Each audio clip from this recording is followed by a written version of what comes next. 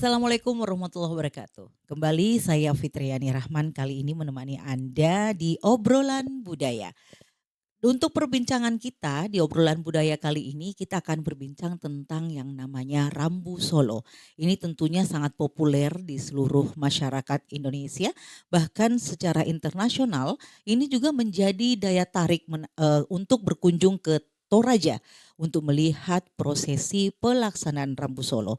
Nah, Rambu Solo itu seperti apa? Kita akan berbincang dengan dua narasumber kami yang ada saat ini. Di antaranya langsung saya menyapa dulu Pak Dirk Ruka Sandarupa, Ya, ya. selamat sore, siang. Pak Dirk ya, Iya, Bu, heeh. iya. Baik, ini Dokter Dirk Ruka yang sekarang menjadi akademisi ya di Universitas Hasanuddin, juga ilmu budaya ya. Betul, Bu. Ya, Iya. dan yang serunya lagi adalah karena di bulan ini, bulan Juni 2026, beliau juga sedang mempersiapkan pelaksanaan Rambu Solo. Ya, salah satu juga acara yang lumayan agak besar. Ya, baik. Ya. Sebentar kita akan berbincang Iya, lebih Kak. jauh Iya, Bu. persiapannya ya, seperti itu. Iya. Nah, kami juga sangat berbangga dan berbahagia karena di tengah kesibukan telah hadir juga di tengah kita pakar budaya dari Sulawesi Selatan khususnya di Toraja, dan beliau ini juga adalah tokoh masyarakat Toraja. Beliau bernama Dr. Andes Simon Petrus M. Hum. Selamat datang di RRI Pak Simon. Ya, selamat malam. Iya. Baik, di kesempatan ini juga kita akan berbincang jauh tentang yang namanya Rambu Solo. Banyak sekali yang melihat bahwa setiap persiapan Rambu Solo itu penuh dengan kemewahan. Ya, dihadirkan begitu banyak orang dan juga persiapan yang begitu lama. Bahkan tidak main-main ya, karena katanya ini menunggu kadang-kadang tidak langsung ketika orang meninggal itu tidak langsung dengan prosesi ini. Ada begitu lama kadang-kadang disimpan dulu ya bersama dengan keluarga dan kemudian mempersiapkan yang namanya Rabu Solo. Ini menimbulkan banyak pertanyaan untuk orang-orang di luar Toraja pastinya ya. Sehingga di bulan Juni ini bahkan banyak sekali yang kemudian melaksanakan Rambu Solo di 1 bulan ini. Ini menarik. Nah, mungkin kita akan langsung menguliknya lewat Pak Simon. Seperti apakah sebenarnya Rambu Solo? Silakan Pak Simon. Baik, Rambu Solo atau biasa juga disebut Aluk Rambu Solo adalah ritual pemakaman berdasarkan agama Aluk Todolo. Agama Aluk Todolo itu ya berangkat dari Aluk Talu Otokna, yaitu menyembah kepada Puang Matua, pencipta langit dan bumi, menyembah kepada dewa-dewa pemelihara, dan yang ketiga ialah menyembah kepada arwah suci. Arwah suci itu ditabiskan atau diresmikan dari bumi setelah upacara-upacara atau ritual-ritual pemakamannya sudah berjalan dengan baik. Jadi arwah leluhur orang Toraja itu juga disembah yang memberi berkat. Makanya di Toraja pemakaman atau biasa disebut upacara Rambu Solo, ya. Saya tekankan upacara Rambu Solo karena banyak yang ucapan yang menyesatkan. Bukan pesta Rambu Solo. Pesta itu adalah upacara selamatan. Itu Rambu Tuka yang diadakan pada waktu matahari mulai naik sampai berkulminasi.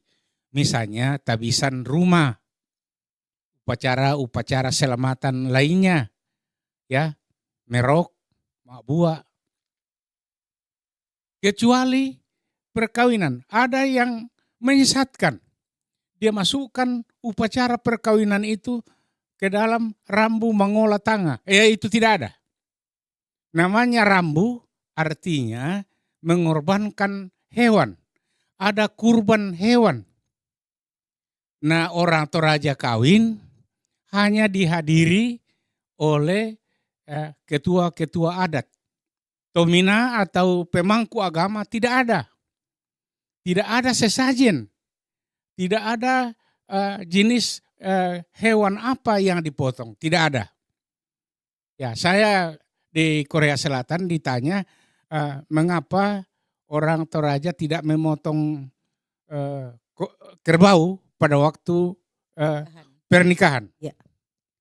Saya katakan tidak boleh dipotong di halaman rumah, tapi tidak dilarang dimakan. Jadi kalau ada kerbau mau dipotong di luar wilayah adat atau di pasar, atau beli saja dagingnya. Mengapa? Karena kerbau itu menjadi kapa. Kapa itu sanksi atas pelanggaran perkawinan di Toraja. Ya, berapa ekor kerbau yang harus dibayar oleh seorang yang melanggar kaidah-kaidah perkawinan Toraja tergantung dari stratifikasi sosialnya.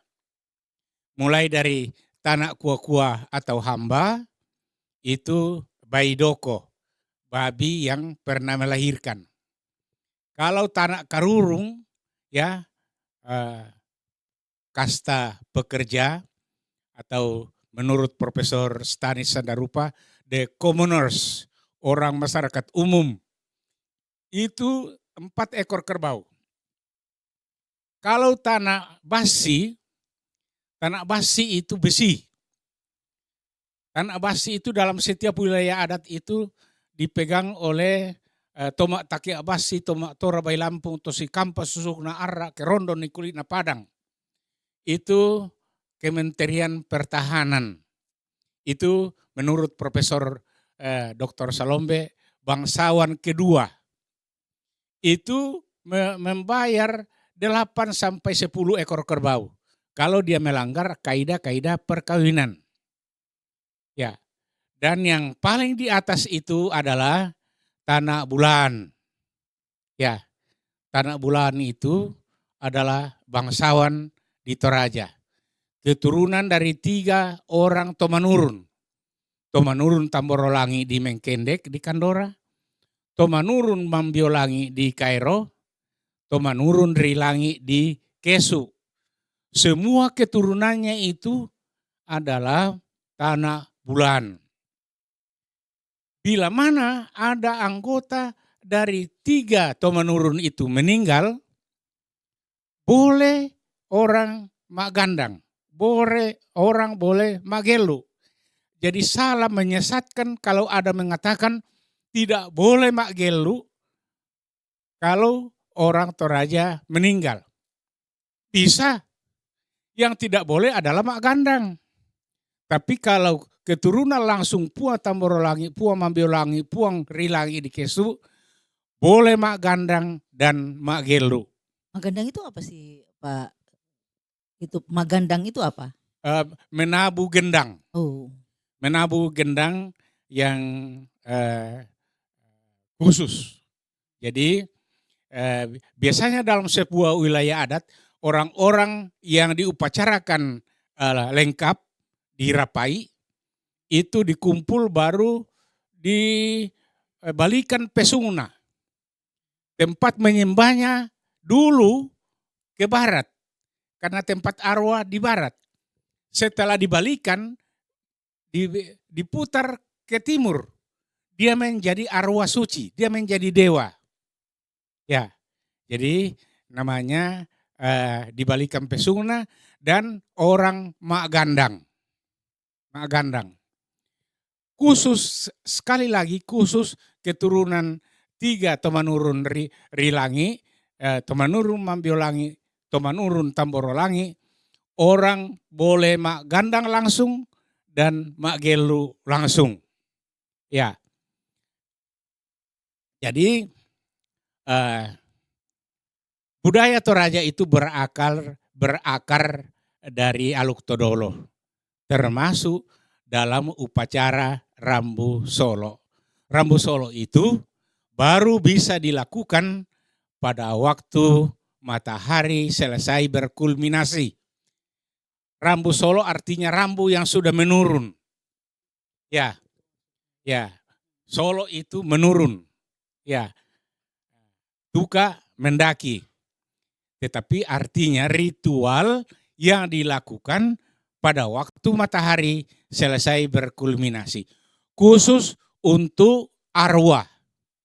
Ya, dalam budaya Toraja, semua rangkaian acara, kadang-kadang 1 bulan, kadang 3 minggu, kadang 9 hari, atau kadang hanya 1 hari atau 3 hari, itu tergantung dari jenis upacaranya. Semuanya harus tunduk pada rambu Solo, yaitu pemakaman yang dilakukan pada waktu matahari selesai berkulminasi. Ya, itu untuk sementara.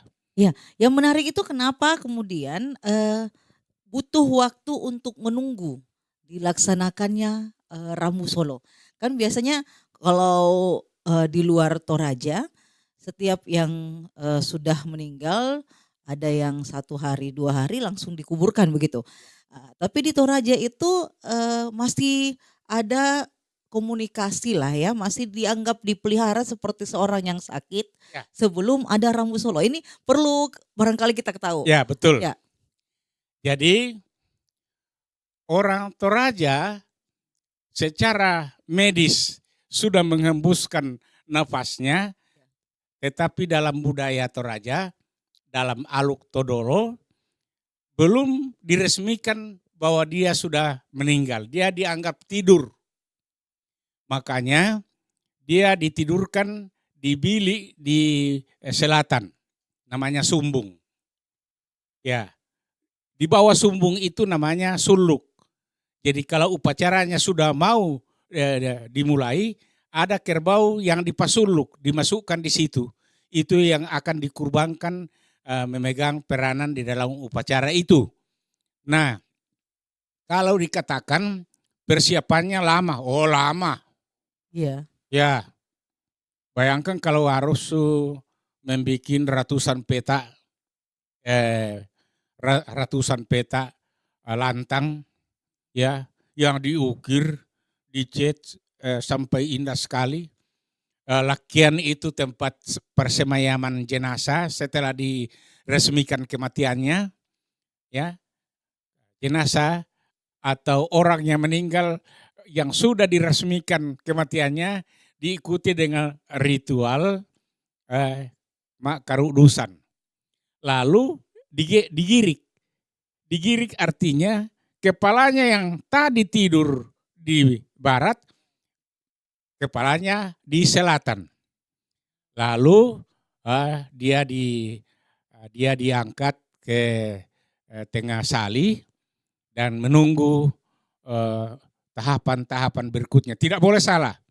3 hari, 3 hari, 3 hari, 3 hari. Tidak boleh salah. Jadi kalau ada yang lelucon tadi tempo hari katakan bahwa jenazah itu ditaruh di tempat menonton televisi, ya barangkali itu tidak baik.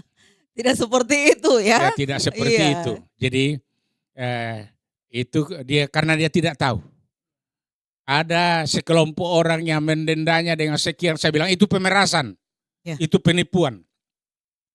Ya, makanya tim dari Mabes Polri datang lagi menghadap kepada saya karena data yang diperoleh di sana sama sekali tidak valid, tidak sesuai dengan yang diinginkan oleh Mabes Polri. Ya. Jadi pemahaman memang terhadap budaya atau ritual yang dilakukan baik secara adat maupun ritual keagamaan ya. Betul. Tentunya ini penting untuk kita ketahui lebih jauh. Ya. Selama ini kan secara internasional orang tertarik ke Toraja karena dianggap ada yang namanya pesta kematian.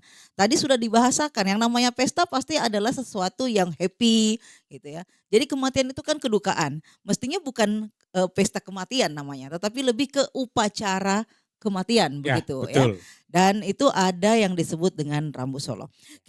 Sebelum kita lanjut, ini saya sangat tertarik dengan Pak Simon ini. Jadi sebentar kita ke Pak Simon, kita tahan dulu, kita ke Pak Dirk ya. Harusnya namanya Ambe Simon. Ambek Iya. Siwon ya. Iya, Bu.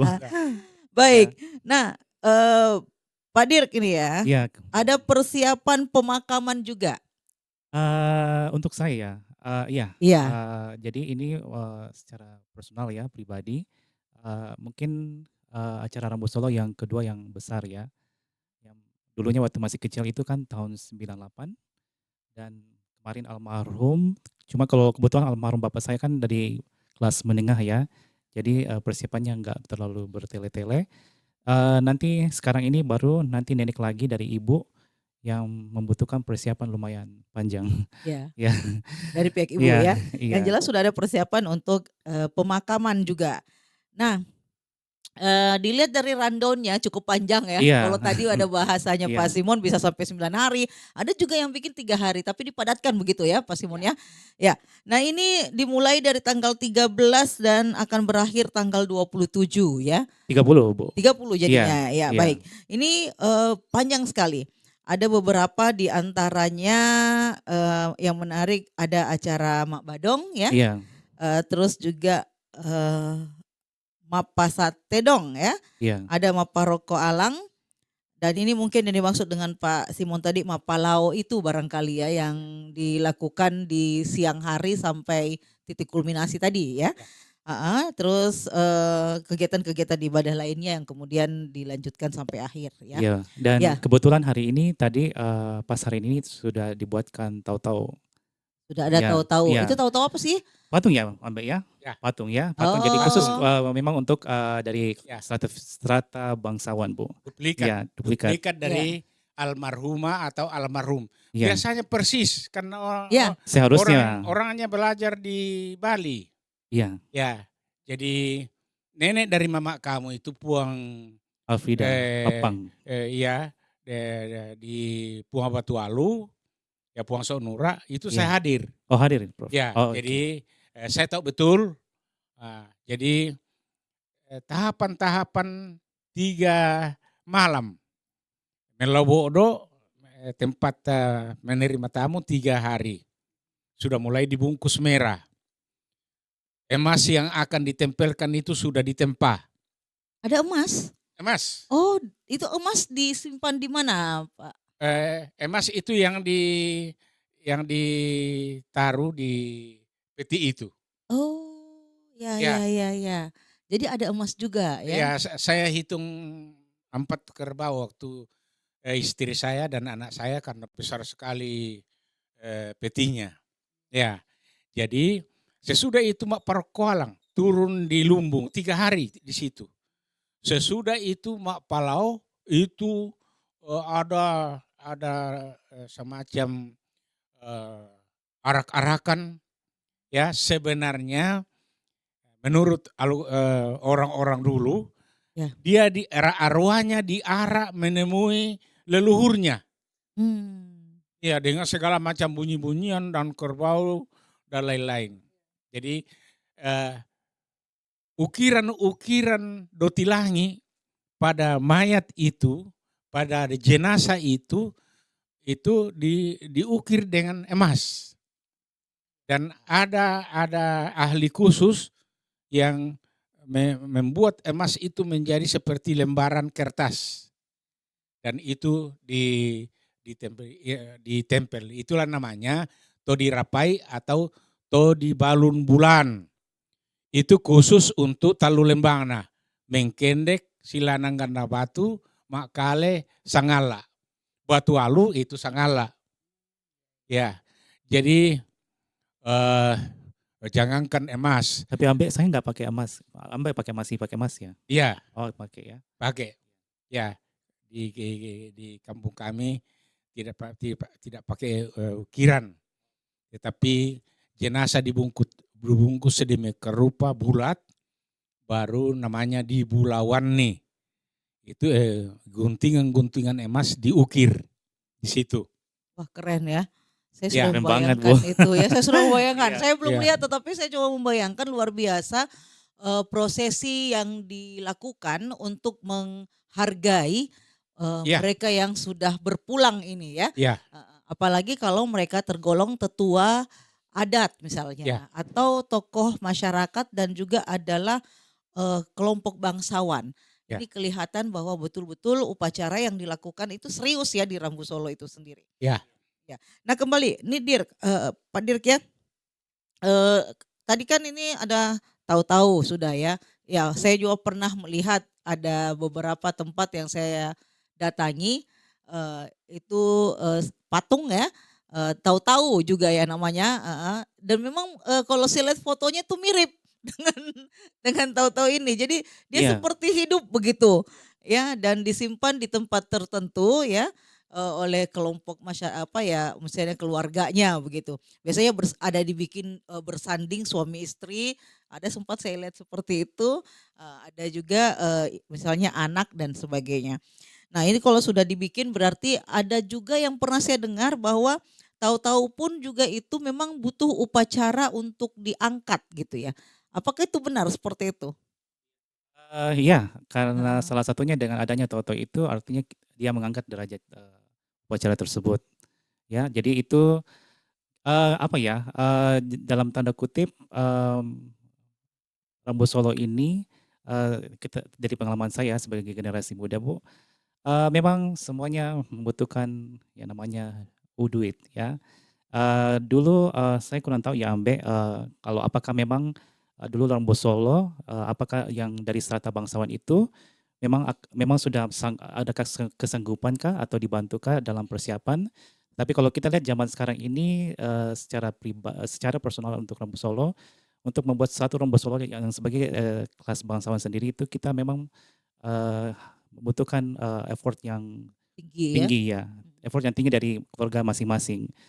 Dan mengapa ini membutuhkan persiapan yang lumayan, panjang, kan ini nenek saya meninggal di bulan April tahun 2025. Jadi Tahun lalu sudah ya, tahun ya lalu. tahun lalu.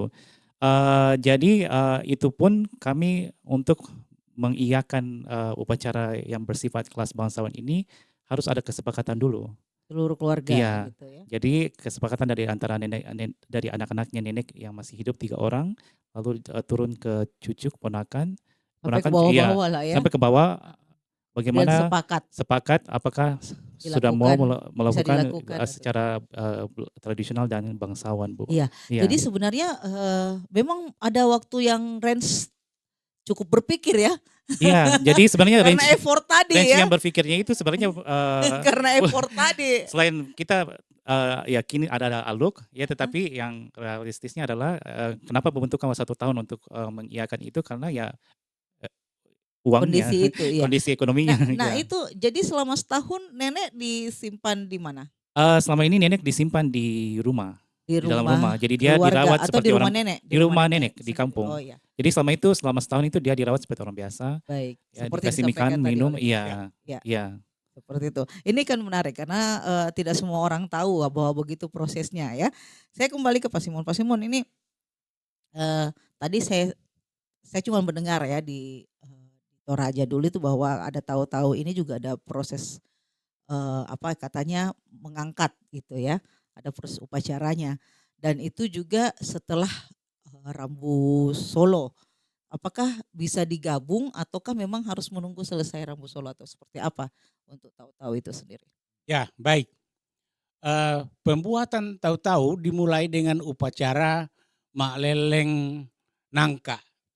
Nangka itu pohon nangka yang besar. Ya, Ya, kadang-kadang pernah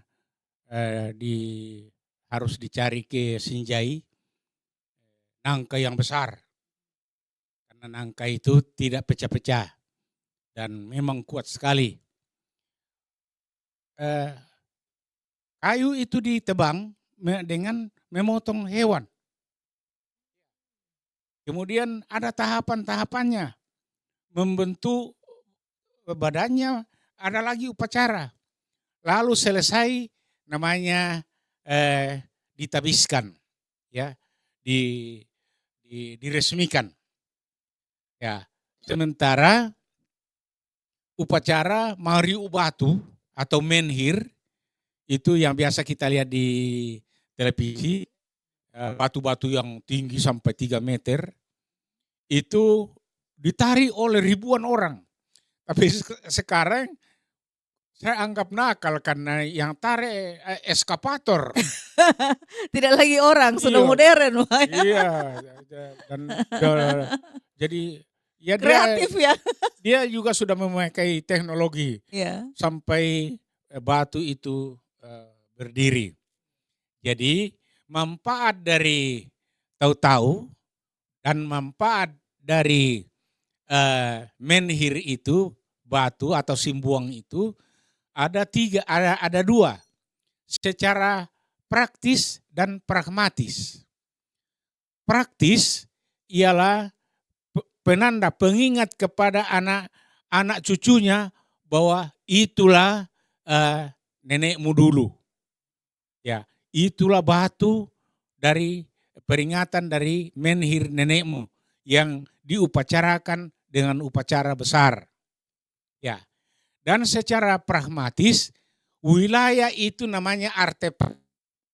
Saya Iya, selalu dipanggil menjadi betul. saksi ahli siapa pemilik tanah ini. Nah, kalau sudah ada simbol batunya di situ ya dia punya. Masa orang lain datang? Iya, iya, iya.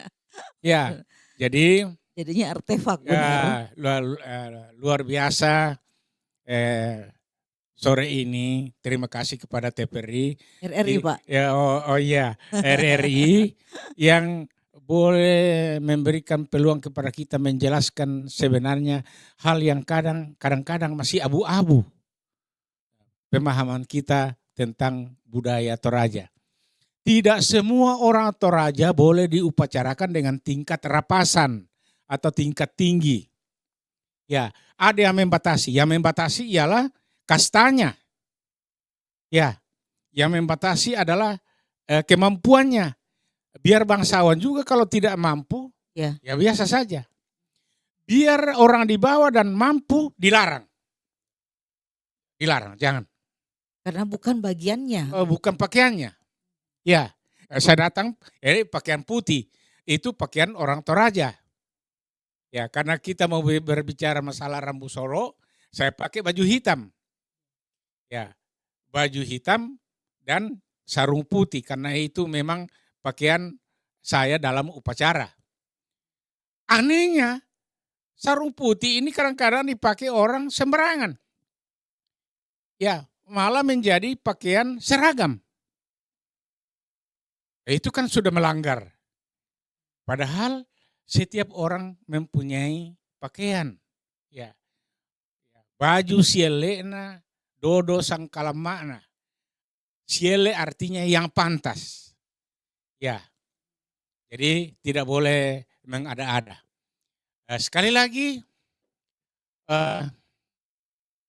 kenapa jadi pengorbanan saran pada upacara pemakaman atau aluk Rambu Solo dalam masyarakat Toraja? Ya, bukannya semakin menurun, semakin menjadi-jadi. Dulu ya yang terbanyak itu 36. Sekarang 100. Ada yang 200. Saya pernah di kantor daerah, sekelompok orang turun dari bertemu dengan bupati dengan muka muram. Kenapa? Barangkali kena marah. Bukan.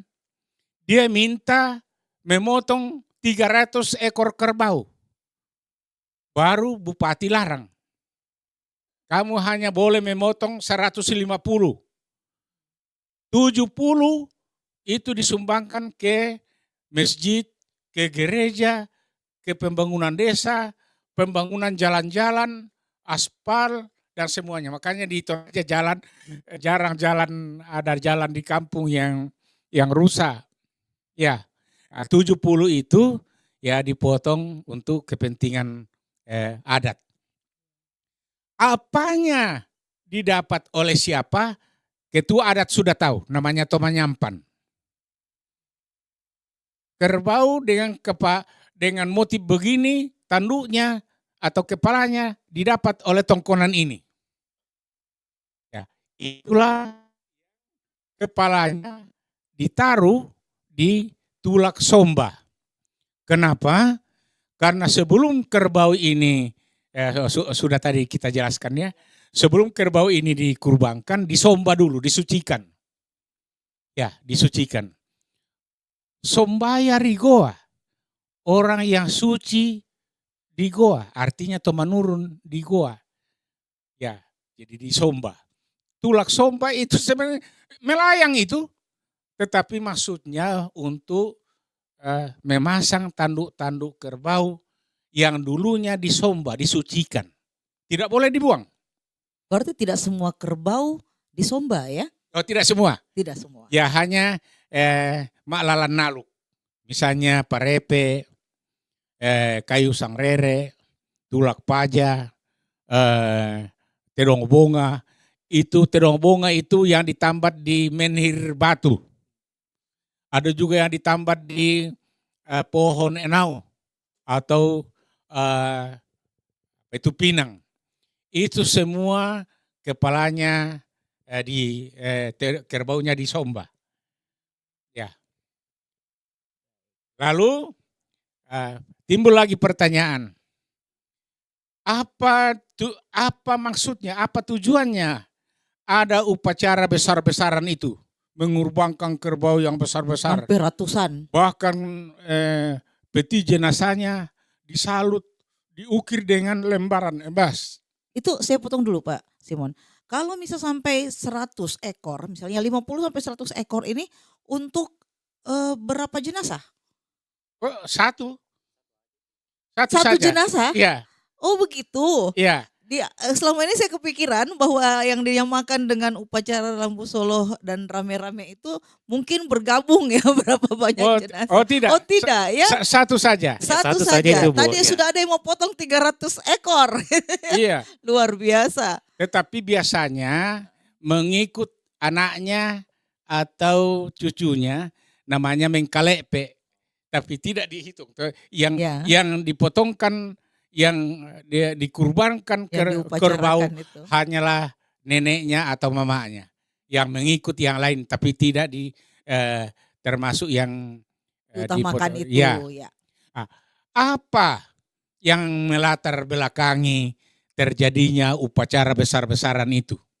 Ya, menurut Profesor Dr. Stanis Sandarupa, ayahanda beliau, dan menurut Dr. Salombe, pertama, paham Aluk Todolo. Orang Toraja beragama Muslim, beragama Kristen, beragama apa saja, dia tetap orang Toraja. Dengan budaya Toraja. Budaya Torajanya dari Aluk Todolo. Jadi, kerbau yang dipotong itu menjadi dalam tanda petik sarana keselamatan. Ya, mengantar jenazah ini ke arwah. Nah, itulah agama Aluk Todolo. Soal kita setuju atau tidak setuju, Itu tidak urusan menjadi lain masalah. ya. Urusan lain. Ya, kedua, ungkapan cinta. Jadi orang Toraja itu betul-betul cintanya sampai di mulut gua atau di mulut kubur. Ungkapan cintanya kepada neneknya. Karena orang biasa katakan, pira di ben itu neneknya. Oh, sang pulau ri. Hanya 10. Ya. Yang ketiga ialah prestis. Gengsi. Orang Toraja sangat menjaga gengsinya. Ya. Orang Toraja sangat menjaga gengsinya. Orang Toraja ditertawai kalau besar volume suaranya atau dia memakai cincin emas atau apa, lalu neneknya dipotongkan hanya sekian ekor kerbau. Orang akan katakan, "Leh, kok pakai cincin, kok suaranya besar-besar?" Nah neneknya Upacaranya tidak seperti yang diharapkan ya ternyata ya. Iya. Jadi orang Toraja selalu harus mengupayakan yang sebesar-besarnya supaya dia tidak menjadi pergunjingan di dalam masyarakat. Baik. Yang keempat, ya, ini menurut Prof. Stanis. Yang keempat, itu adalah masalah ekonomi. Ya, ada trik-trik kotor di dalam. Misalnya Mak Rinding. Saya sudah menguasai tanah ini, sawah ini, supaya saya permanen di situ, saya harus memotong sebanyak-banyaknya. Apa boleh buat? Bagi tuan tanah.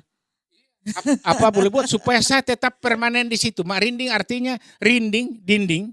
Mak Rinding artinya memasang, Menetapkan gitu ya. memasang sekat supaya saya tidak terganggu lagi. Oke. Kalau ada orang lain datang sepupu, saya bilang, kau bikin apa waktu nenek kita? Ya. Itu ada juga namanya Mak Talangi. Mak Talangi itu artinya berlumba-lumba memotong kerbau sebanyak-banyaknya, semahal-mahalnya, supaya pada waktu pembagian harta nanti, Dia yang paling banyak. dia yang paling dapat banyak. Ya kembalinya, jadi keluarnya banyak, kembalinya banyak begitu ya. Ya. Baik, kita tahan dulu Pak Simon. Kita akan lanjutkan perbincangan kita masih tentang Rambu Solo setelah yang berikut ini.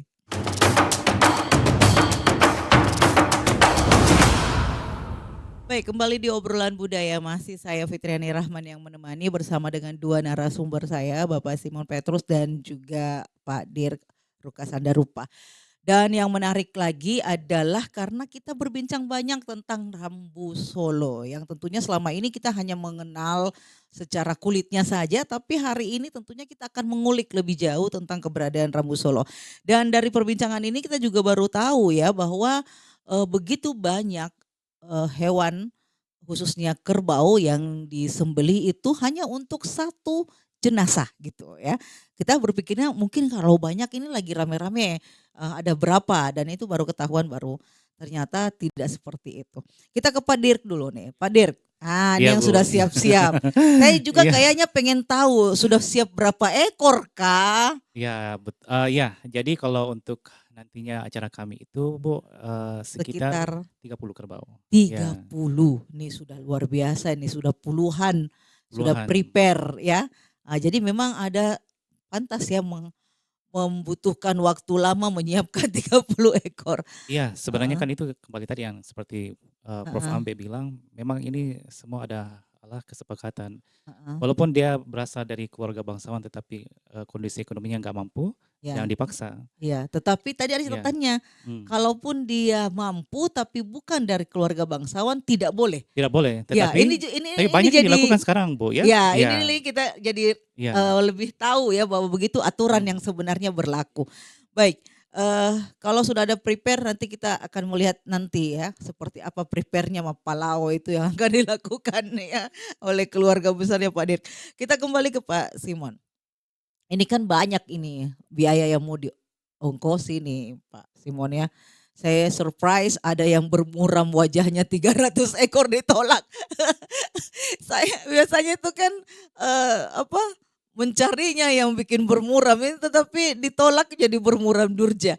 Nah, kalau dilihat seperti ini, adakah yang bisa jadi miskin misalnya gara-gara harus mengumpulkan begitu banyak biaya untuk satu upacara Rambu Solo? Baik, sejauh yang saya alami, yang saya lihat, justru orang semakin meningkat ekonominya kalau dia selesai melakukan upacara ritual Rambu Solo itu. Ya, ada seorang prof katakan, iya Pak Simon, karena yang melakukannya memang orang kaya. Jadi patokan tadi itu sebenarnya 24 itu sudah paling tinggi. Tetapi jangan pikir hanya 24 atau 30 atau 36. Karena keluarga dari yang meninggal ini sudah banyak juga berperan membantu keluarga sekian lapis, sekian puluh tahun di situ. dan orang saatnya akan berpartisipasi, yang bukan membayar ya, tetapi berpartisipasi, Berkontribusi lah ya. berkontribusi. Iya. Orang Toraja kalau kawin ya di Bambuden atau di Upper Hill itu dia hitung, dia masukkan uang 1,5 juta di amplop masuk. Itu akan dicatat nanti sebagai seekor babi. Ya, 1,5 dan juta berubah jadi seekor babi begitu iya, ya. kalau upacara di kampung dia bawa babi. Kalau ada upacara yang semacam itu di sini, dia bawa uang sama dengan itu. Ya, jadi apa itu? Amplop-amplop dari kado perkawinan di orang Toraja itu ratusan juta. Karena paling kurang 500.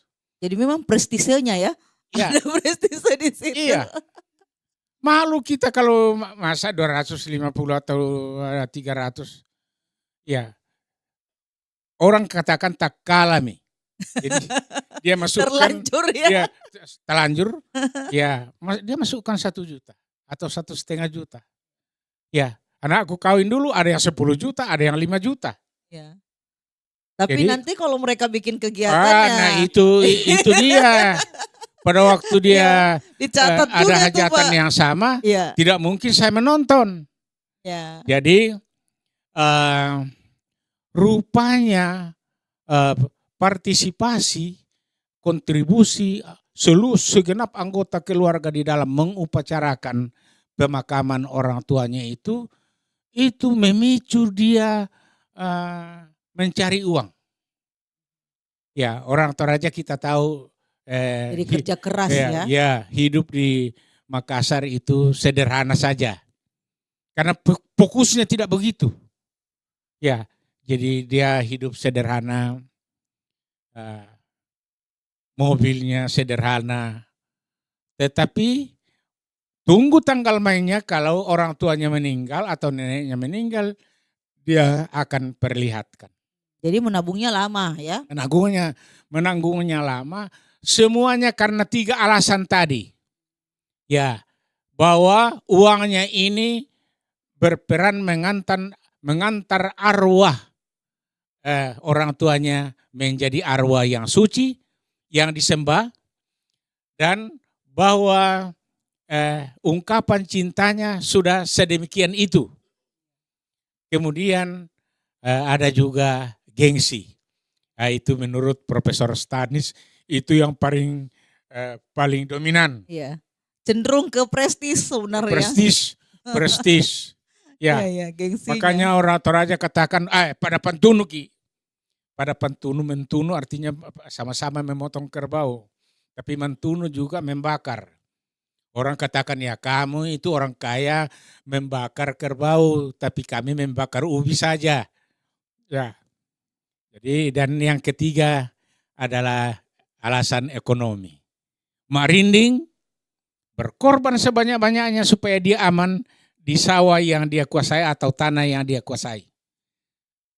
Mak Talangi ini sawah belum dibagi dan memang tidak akan mungkin dikuasai secara pribadi. Ya. Tapi pengolahannya. Saya berusaha berpartisipasi, berkontribusi sebanyak-banyaknya supaya saya ditunjuk di sana, kau lagi di sana. Karena orang akan mundur sendiri. Ya, karena dianggap tidak sanggup ya. Iya. Kau juga di sini, kau partisipasimu apa?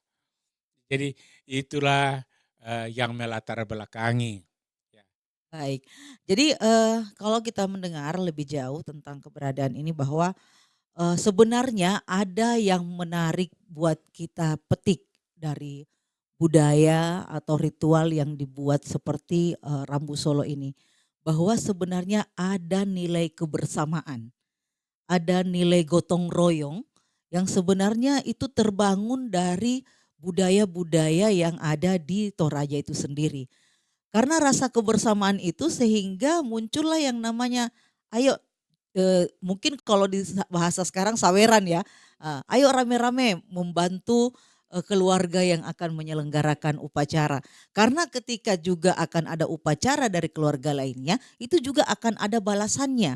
Jadi sebenarnya ini seperti serumpun ya. Ya. Jadi sebenarnya kekeluargaannya sangat kental Eh, Pak Simon ya. Semakin kuatlah ikatan kekeluargaan, semakin kentallah suasana kekeluargaan.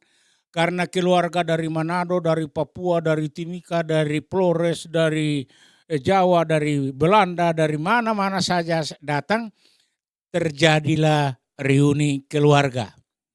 Bagaimana hidupnya dia di rantau di sana, coba lihat apa partisipasinya. Meski tidak hadir tapi berkontribusi biasanya. Ya. Ya, ya. Ini satu lagi yang terakhir sebelum kita ke closing statement, Pak.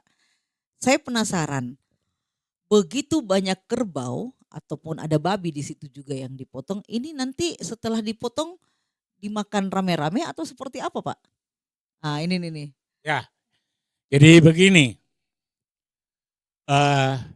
ada istilah bahwa kerbau itu atau daging itu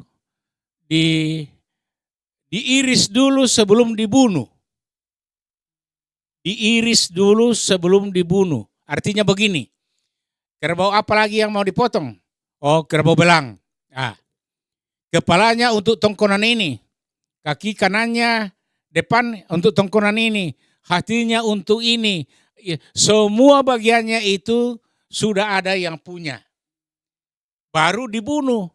Sehingga tidak ada orang berebut karena dia sudah tahu bagiannya.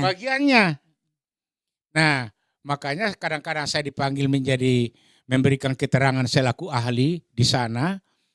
Saya tanya dulu, kalau 2 kerbau dipotong, kepalanya yang 2 ini Mau dikasih kemana? mau dikasih ke mana? Bilang, oh ini tongkonan ini, tongkonan ini. Kalau dirapai 30 ekor kerbau, 60 ekor kerbau, yang belangnya tongkonan apa? Dibilang ini. Yang diparepe, yang di kalosi atau di pohon enau, kasih ini. Kesimpulan saya, ini pasti tongkonan. Karena sekali lagi ada wacana-wacana menyesatkan. Asal rumah bermotif Toraja dan diukir, orang langsung sebut itu tongkonan. Padahal bukan. Tongkonan itu adalah peranata sosial. Penyelenggara pemerintahan adat. Yang seperti tadi saya sudah katakan, ada yang berfungsi sebagai presiden, ada yang berfungsi sebagai Kementerian Pertahanan, Tomak Takiabasi, ada yang berfungsi sebagai Menteri Pertanian, dan lain-lain sebagainya di dalam wilayah adat itu. Ya. Itu ya. Ya, jadi masyarakat Toraja itu Bagaimana, begitu tertibnya. Pusing ya. Iya. Enggak lah, Ya, ini pusing. jadi menarik Ya. ya karena akhirnya kita tahu bahwa sekian banyak itu juga memang sudah ada peruntukan. Jadi ada listnya ya Ya. yang sudah disiapkan. Jadi memang sampai berebutan itu tidak terjadi karena memang Ya. peruntukannya sudah jelas. Dan siapakah orang Toraja itu? Ya. Siapakah orang Toraja itu? Lihat tongkonannya. Seperti Pak Dirik. Ya, tongkonannya itu di Kesu, tongkonannya itu di Tongkonan Puang di Batualu. Siapa Pak Simon itu? Orang sudah tahu tongkonannya ini, tongkonannya ini. Makanya kita kalau ada upacara ya duduk saja di tempat karena Sudah tahu tempatnya. sudah tahu apa yang menjadi bagian kita dan Iya. orang bawa nanti. Iya. Tidak perlu diminta ya, orang sudah tahu. Oh tidak ada, malu meminta-minta. Membawanya pun kita malu. Karena ada orang yang Punya hak. punya kerjaan membawa itu. Nanti sampai di rumah dibilang ambil mau kau bagianmu. Baik, jadi semakin mengerti kita ya. Ya. Baik, ini sudah sampai ke penghujung perbincangan Pak Simon, Pak Dir. Kita ke closing statement, Pak Dir, apa yang ingin disampaikan? Kalau untuk Rambu Solo, saya pribadi jika ingin melaksanakan Rambu Solo, tentu kita harus pahami dulu apa itu Aluk Todolo. Jangan sampai makna Rambu Solo itu, kita senang sekarang orang sudah kembali makin tahun ke tahun itu Rambu Solo tetap dilestarikan dan sudah menjadi sebuah ikon pariwisata di Toraja. Tapi di balik layar semua itu seperti yang dikatakan Prof. Ambe, ya ada pro dan kontra semua itu, Bu. Jadi yang perlu kita ketahui adalah memang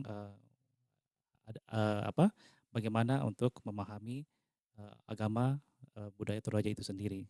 Baik, Ya. setidaknya sebagai orang Toraja harus Kalau Toraja kenal harus kenal ya Toraja yang Toraja. sebenarnya Ya, nenek begitu. moyangnya ya. Iya, Ya. betul. Silakan Pak Simon. Jadi orang Toraja itu tetap Toraja. Apakah dia beragama Muslim atau beragama Kristen, tidak mengurangi ketorajaannya sedikit pun. Tetapi tidak juga mengurangi keislamannya, kekristenannya, karena dia orang Toraja. Jadi dua segi seperti mata uang yang tidak terpisahkan. Secara adat, secara agama. Begitu, Ya, Pak. secara adat dan agama. Masih banyak ini Ambe ya yang perlu dijelaskan sebenarnya ya. Betul. Iya. Baik, kita sudah banyak berbincang tentang Rambu Solo. Sebenarnya butuh waktu yang cukup panjang untuk mengulik lebih jauh Rambu Solo itu seperti apa. Dan nanti kita akan ada kesempatan lain ya untuk mengulik lainnya seperti apa sebenarnya Toraja yang setoraja benar gitu ya. Karena tadi beberapa hal ternyata membuat kita tertarik ketika ada kata-kata yang mungkin tidak bersesuaian harus dikembalikan seperti yang sebenarnya. Baik, saya Fitriani Rahman. Wassalamualaikum warahmatullahi wabarakatuh.